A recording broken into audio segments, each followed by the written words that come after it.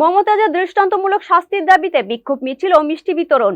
শহীদ রাষ্ট্রপতি জিয়াউর রহমান ও সাবেক প্রধানমন্ত্রী বিএনপি চেয়ারপারসন দেশনেত্রী বেগম খালেদা জিয়ার নামে সংসদে দাঁড়িয়ে কটূক্তি ও অসৌজন্যমূলক বক্তব্য প্রদান এবং ২০২৪ সালে ছাত্র জনতা হত্যার আসামি মমতাজের দৃষ্টান্তমূলক শাস্তির দাবিতে বিক্ষোভ মিছিল ও মিষ্টি বিতরণ করা হয়েছে।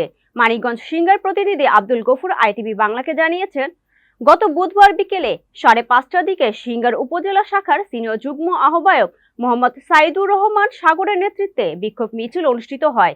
এই বিক্ষোভ মিছিলটি আঙ্গারিয়া মহল্লার দেওয়ান প্লাজা থেকে শুরু হয়ে পৌর এলাকার গুরুত্বপূর্ণ সড়ক প্রদক্ষিণ করে দেওয়ান প্লাজা শেষ হয়।